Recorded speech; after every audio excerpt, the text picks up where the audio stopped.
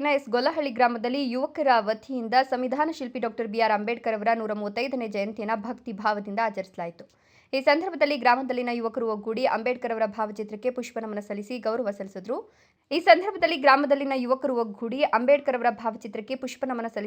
ಸಲ್ಲಿಸಿದರು. ಕಾರ್ಯಕ್ರಮದ ಅಂಗವಾಗಿ ಅನ್ನ ಸಂತರ್ಪಣೆ ಏರ್ಪಡಿಸಲಾಗಿದ್ದು, ಗ್ರಾಮಸ್ಥರು ಹಾಗೂ ಸುತ್ತಮುತ್ತಲಿನ ಪ್ರದೇಶದ ಜನರು ಹೆಚ್ಚಿನ ಸಂಖ್ಯೆಯಲ್ಲಿ ಭಾಗವಹಿಸಿ ಪ್ರಸಾದ ಸ್ವೀಕರಿಸಿದರು.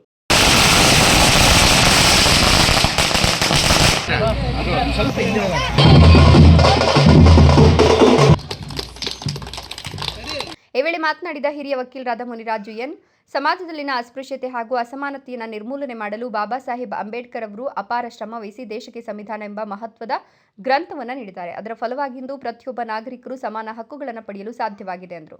ಅಂಬೇಡ್ಕರ್ ಅವರು ಬಡ ಕುಟುಂಬದಲ್ಲಿ ಜನಿಸಿ ಬಾಲ್ಯದಲ್ಲಿ ಅನೇಕ ಕಷ್ಟಗಳನ್ನು ಎದುರಿಸಿದರೂ ಶಿಕ್ಷಣದ ಮೂಲಕ ಅತ್ಯುನ್ನತ ಸ್ಥಾನವನ್ನು ಗಳಿಸಿ ದೇಶದ ಅಭಿವೃದ್ಧಿಗೆ ಮಹತ್ತರ ಕೊಡುಗೆ ನೀಡಿದ್ದಾರೆ. ಅವರು ರಚಿಸಿದ ಸಂವಿಧಾನವು ಪ್ರತಿಯೊಬ್ಬ ಪ್ರಜೆಗೂ ಸಮಾನತೆ, ನ್ಯಾಯ ಮತ್ತು ಸ್ವಾತಂತ್ರ್ಯವನ್ನು ಒದಗಿಸಿದೆ ಅಂತ ವಿವರಿಸಿದರು. ಅವರ ಆದರ್ಶಗಳು ಹಾಗೂ ಸಿದ್ಧಾಂತಗಳನ್ನು ನಮ್ಮ ಜೀವನದಲ್ಲಿ ಅಳವಡಿಸಿಕೊಂಡು ಸಮಾನತೆಯ ಸಮಾಜ ನಿರ್ಮಾಣದ ದಿಸೆಯಲ್ಲಿ ನಾವು ಎಲ್ಲರೂ ಕೆಲಸ ಮಾಡಬೇಕು ಅಂತ ಕರೆ ನೀಡಿದರು.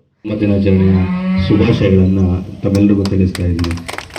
ಅದರ ಜೊತೆಯಲ್ಲಿ ಹಾಗೆ ಮತ್ತೊಬ್ಬ ನಮ್ಮ ಹಿಂದುಳಿದ ನಾಯಕರಾಗಿರ್ತಕ್ಕಂಥ ಜಗಜೀವನ್ ರಾಮ್ ಇವರು ಸಹ ಉಪ ಪ್ರಧಾನಿಗಳಾಗಿದ್ದರು. ನಮ್ಮ ದೇಶಕ್ಕೆ ಅತ್ಯುನ್ನತ ಕೊಡುಗೆಗಳನ್ನು ಕೊಟ್ಟಿದ್ದಾರೆ. ಅವರ ಜನ್ಮದಿನದ ಶುಭಾಶಯಗಳನ್ನು ತಮಗೆ ತಿಳಿಸ್ತಾ ಇದ್ದೀವಿ. ಇವತ್ತು ನಮ್ಮ ದೇಶದಲ್ಲಿ ಇವತ್ತು ನಾವೆಲ್ಲ ಇಲ್ಲಿ ಸೇರಿ ಒಂದು ಕಾರ್ಯಕ್ರಮ ಮಾಡಲಿಕ್ಕೆ ಒಂದು ಅವಕಾಶವನ್ನು ಕಲ್ಪಿಸ್ಕೊಟ್ಟಿದ್ದಾರೆ. ಯಾಕಂದರೆ ಇಂದಿನ ದಿನಗಳಲ್ಲಿ ಯಾವ ರೀತಿ ನಮ್ಮ ಸಮಾಜದಲ್ಲಿ ಅಸ್ಪೃಶ್ಯತೆ ಇತ್ತು, ಅಸಮಾನತೆ ಇತ್ತು, ಇವೆಲ್ಲಗಳ ವಿರುದ್ಧ ಹೋರಾಡಿ ನಮ್ಮ ಬಾಬಾ ಸಾಹೇಬ್ ಅಂಬೇಡ್ಕರ್ ಅವರು ಒಂದು ಸಂವಿಧಾನವನ್ನು ನಮ್ಮ ದೇಶಕ್ಕೆ ಪವಿತ್ರವಾಗಿ ಆಗಿರ್ತಕ್ಕಂಥ ಒಂದು ಗ್ರಂಥವನ್ನು ನೀಡಿ ನಮ್ಮೆಲ್ಲರಿಗೂ ಸಹ ಇವತ್ತು ಸಮಾಜದಲ್ಲಿ ಸಾಮಾಜಿಕವಾಗಿ ಮತ್ತು ಸಮಾನತೆಯಿಂದ ಬದುಕಲಿಕ್ಕೆ ಒಂದು ದೊಡ್ಡ ವೇದಿಕೆಯನ್ನು ನಮಗೆ ಕಲ್ಪಿಸ್ಕೊಟ್ಟಿದ್ದಾರೆ. ಈಗ ಸಂವಿಧಾನ ಅಂತಂದರೆ ಸಣ್ಣ ಪುಟ್ಟ ವಿಚಾರ ಅಲ್ಲ.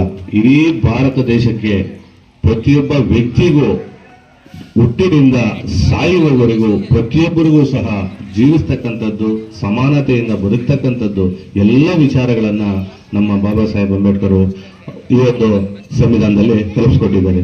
ಬಾಬಾ ಸಾಹೇಬ್ ಅಂಬೇಡ್ಕರ್ 1891ರಲ್ಲಿ ಇಂದಿನ ಮಧ್ಯಪ್ರದೇಶದ ಸಾಹೋ ಅಂತಕ್ಕಂಥ ಒಂದು ಸ್ಥಳದಲ್ಲಿ ಹುಟ್ಟಿ ಅತಿ ಕಡು ಬಡತನದಿಂದ ತಮ್ಮ ಬಾಲ್ಯದಲ್ಲಿ ವಿದ್ಯಾಭ್ಯಾಸವನ್ನು ಮಾಡಿ ಅವರು ಸುಮಾರು 32 ಪದವಿಗಳನ್ನು 32 ವಿಚಾರಗಳಲ್ಲಿ 32 ವಿಷಯಗಳಲ್ಲಿ ಪದವಿಗಳನ್ನ ಅಂದರೆ ಡಿಗ್ರಿಗಳನ್ನು ಪಡ್ಕೊಂಡು ನಮ್ಮ ಸಮಾಜದಲ್ಲಿ ಯಾರೂ ಸಹ ಇದುವರೆಗೂ ಅಷ್ಟೊಂದು ಡಿಗ್ರಿಗಳು ಯಾರೂ ಪಡ್ಕೊಂಡಿಲ್ಲ.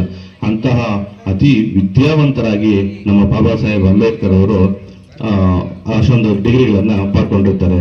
ಈಗ ನಾನು ವಕೀಲನಾಗಿ ನಮಗೆ ಸಂವಿಧಾನವೇ ಮೂಲ. ಯಾಕಂದ್ರೆ ಈಗ ನಾನು ವಕೀಲನಾಗಿ ಕೆಲಸ ಮಾಡ್ತಕ್ಕಂಥ ಸಂದರ್ಭದಲ್ಲಿ ಅನೇಕ ಕಾನೂನುಗಳನ್ನು ಜಾರಿಗೆ ತಂದಿದ್ದಾರೆ. ಈ ಎಲ್ಲಾ ಕಾನೂನುಗಳು ಯಾವ್ದರ ಅಡಿಯಲ್ಲಿ ಬರ್ತೈತೆ ಅಂತಂದ್ರೆ ಭಾರತದ ಸಂವಿಧಾನದ ಅಡಿಯಲ್ಲಿ ಬರ್ತಕ್ಕಂಥದ್ದು ಎಲ್ಲಾ ಕಾನೂನುಗಳಿದ್ದಾವೆ. ಈಗ ನಾವು ತಪ್ಪು ಮಾಡಿದ್ರೆ ಒಂದು BNS ಆಕ್ಟ್ ಆಗಲಿ, IPC ಆಗಲಿ, CRPC ಆಗಲಿ, ಅಥವಾ ನಾವು ಜಮೀನು ವ್ಯಾಜ್ಯಗಳಿದೆ CPC ಅಂತ ಬರುತ್ತೆ. ಈ ಎಲ್ಲಾ ಕಾನೂನುಗಳು ರೂಪುಗೊಳ್ತಕ್ಕಂಥದ್ದು ಎಲ್ಲಿ ಅಂತಂದ್ರೆ ಭಾರತದ ಸಂವಿಧಾನದ ಅಡಿಯಲ್ಲಿ ಲೋಕಸಭೆಯಲ್ಲಿ ಎಲ್ಲ ಕಾನೂನುಗಳು ಜಾರಿ ಬರ್ತಕ್ಕಂಥದ್ದು. ಅಂತಹ ಒಂದು ಪವಿತ್ರ ಗ್ರಂಥವನ್ನ ನಮ್ಮ ಬಾಬಾ ಸಾಹೇಬ್ ಅಂಬೇಡ್ಕರ್ ಅವರು ಸಂವಿಧಾನವನ್ನು ಕೊಟ್ಟಿರ್ತಾರೆ. ಈ ಕಾರ್ಯಕ್ರಮದಲ್ಲಿ ಗ್ರಾಮದ ಹಿರಿಯರು, ಯುವಕರು ಹಾಗೂ ಮಹಿಳೆಯರು ಸೇರಿದಂತೆ ಅನೇಕರು ಉಪಸ್ಥಿತರಿದ್ದರು.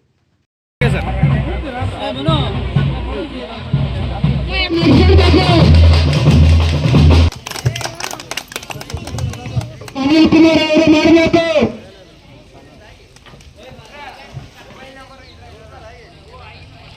ಚಪ್ಪಾಳೆ ಮೂಲಕ ನಿಮ್ಮ ಸ್ವಾಗತವನ್ನು ಬಯಸಿ